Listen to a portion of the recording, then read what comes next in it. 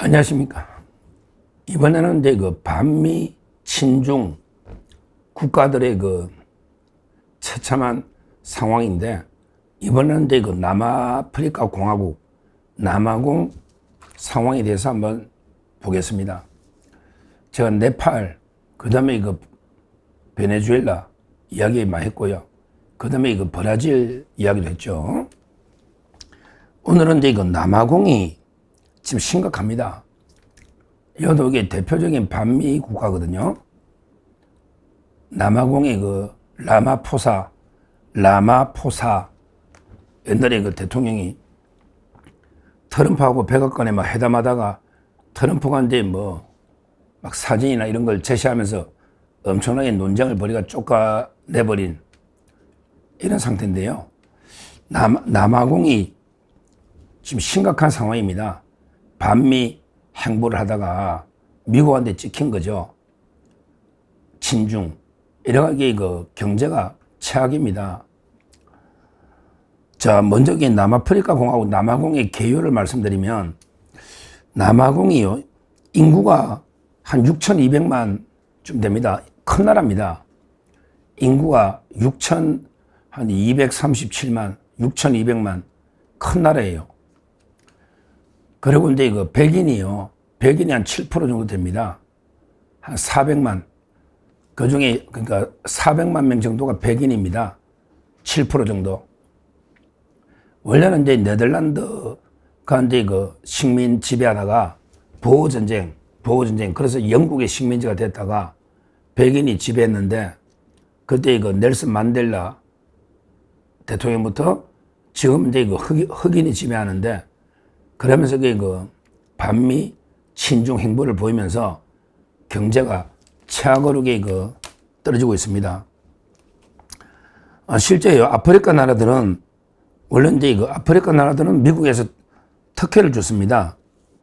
실제 아프리카 이제 그 균형 발전 이게 그 필요하다. 실제 제재를 안 하고요. 아프리카 나라들이 워낙 가난한 나라들이 많으니까 아프리카 하고 이제 그 교회 갈 때는 이제 그 관세를 무관세로 하고요. 그 다음에 그 아프리카에 또 지원해주는 이런 데 그 법도 있었습니다. 원조를 해주죠. 아프리카 성장기회법, 이런 법이 있습니다. 아프리카 성장기회법, AGOA, 아프리카 성장기회법. 그래서 이제 그 관세가 면제가 되고요. 그 다음에 그 아프리카 나라들의 보조금, 지원금을 줬습니다. 공적인 원조를 해준 거죠. 그런데 반미 나라로 찍히면서 나라가 이제 그 나락으로 떨어진 거예요. 대표적인 게 그 토지 수용법인데, 물론 이제 그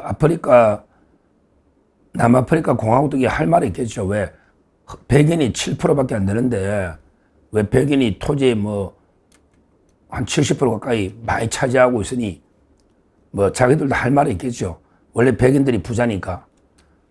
그래도 이게 그 수용하면서 불공정하다, 보상이 안 된다. 그게 트럼프가 이제 분노를 한 거죠. 토지 수용 문제.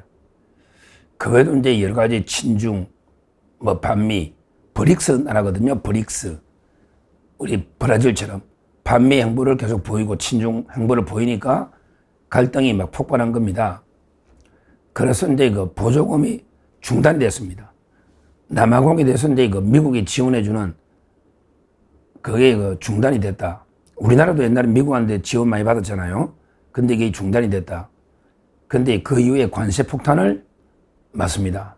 바로 이제 그 30% 관세 폭탄을 때립니다. 그러니까 이제 남아공에서 미국으로 수출하는 게 사실상 거의 다 막혀버렸죠. 뭐 자동차부터 전부 다 거의 다 막혀버린 이런 데 그 심각한 상황이 돼버린 거예요. 제가 1인당의 GDP를 봤더니 2010년에 $7,000였거든요. 2010년에 남아공의 1인당 GDP가 $7,000인데, 근데 작년에 보니까 $6,780네. 야, 1인당 GDP가 후퇴하는 건 또 처음 봤네요.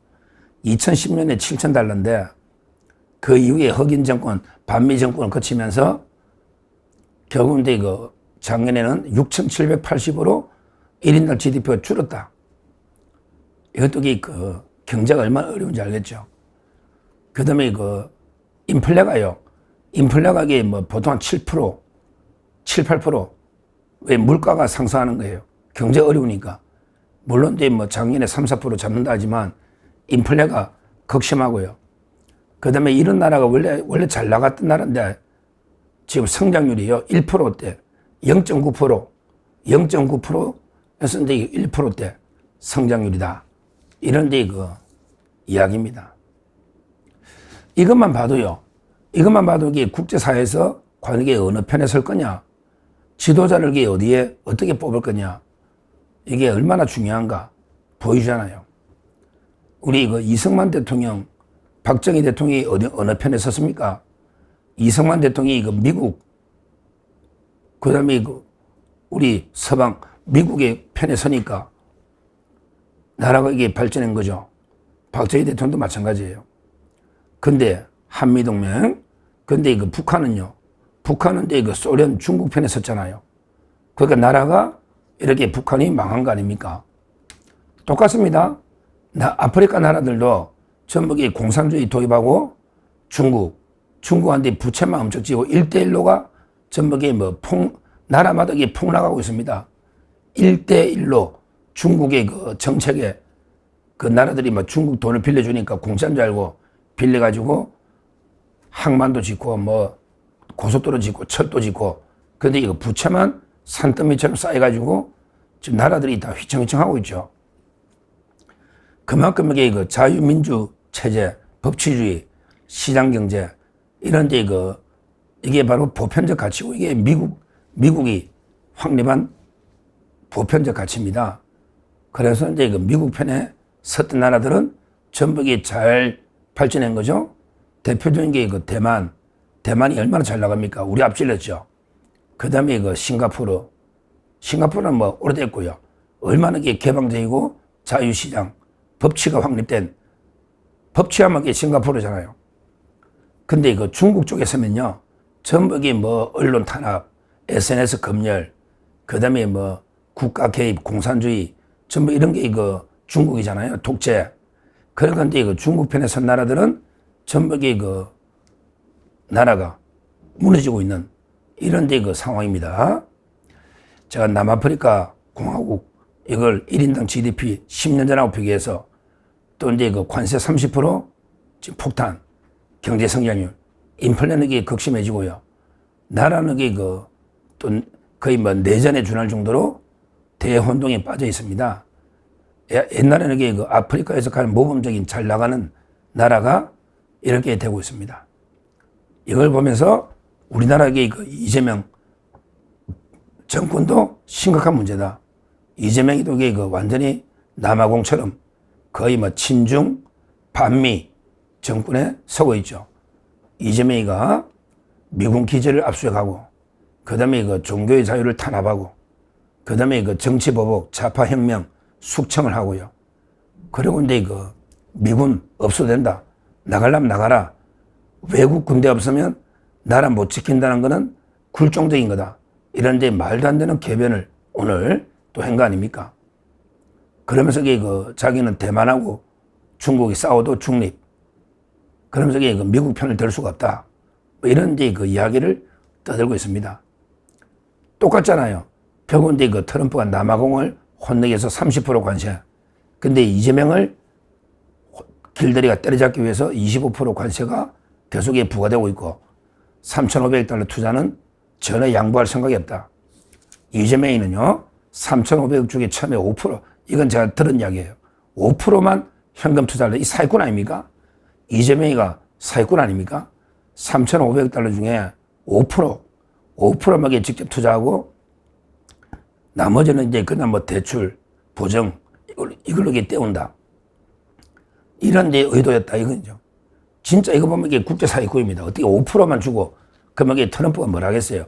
3,500달러 중에 5%만 현금 투자한다. 이런 계획으로 합의를 했답니다. 근데 그게 됩니까? 그러니까 이제 지금 합의가 파탄됐다. 그 다음에 안보 협상도 파탄됐다. 그러면 이게 결국 대한민국 이재명이 하나 잘못 뽑아가지고 친중으로 가면서 남아공처럼 대한민국도 성장률이 지금 어때요? 1% 미만이잖아요. 결국 이 반미 국가들이 이런 게 운명이 됩니다. 지금 현재 그 대만, 싱가포르, 홍콩, 아시아의 4마리 용 중에 우리나라만 그 이재명이 하나 잘못 뽑아서 추락하는 용이다. 아시아의 4마리 용 중에 추락하는 용이다. 이걸 말씀드리고 한때 이거 남아공의 사례를 반면교사로 삼아야 된다.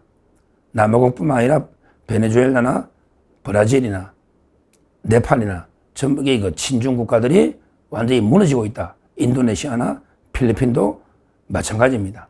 근데 거기에 우리나라 이재명이도 끼가지고 정말 우리나라도 그 남아공의 운명을 걸어가고 있는 심각한 상황입니다. 어떻게든 이재명 이런 데 친중 좌파 정권을 끝장내야 우리 대한민국도 제대로 성장, 발전할 수 있다. 이걸 남아공의 사례를 통해서 말씀드립니다. 감사합니다.